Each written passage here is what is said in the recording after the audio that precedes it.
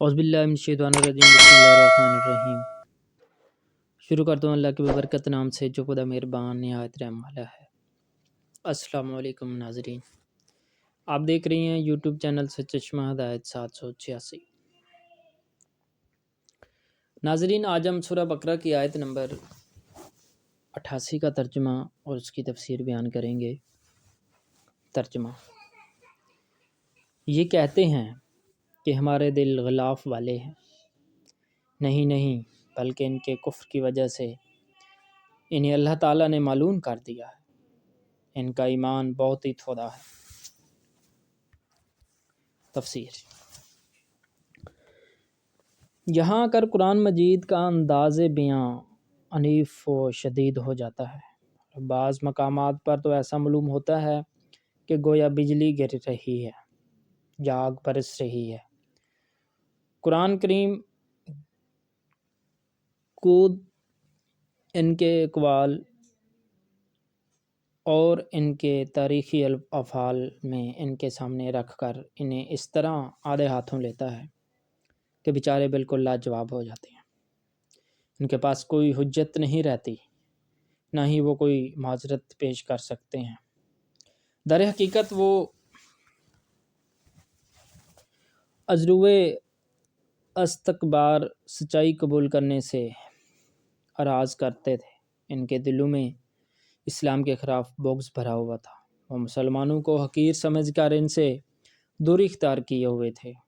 انہیں یہ بات بے حد پسند تھی کہ ان کے علاوہ کوئی بھی یہ مقام بلند پائے، اور ان کے دلوں کو یہ حسد کھائے جا رہا تھا کہ اللہ کا یہ فضل و کرم مسلمانوں پر کیوں ہو رہا ہے۔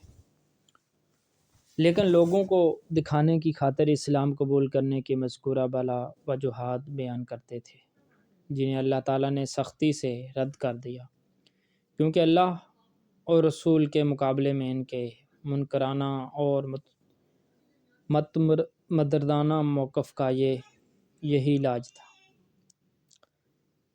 ترجمہ: اور وہ کہتے ہیں کہ ہمارے دل محفوظ ہیں، اصل بات یہ ہے کہ ان کے کفر کی وجہ سے ان پر اللہ کی پھٹکار پڑی ہے، اس لیے وہ کم ہی ایمان لاتے ہیں۔ وہ کہتے تھے کہ ہمارے دلوں کے اوپر غلاف چڑھے ہوئے ہیں، ان تک کوئی جدید دعوت نہیں پہنچ سکتی، نہ ہی کسی نئے داعی کے پکار سننے کے لیے تیار ہیں۔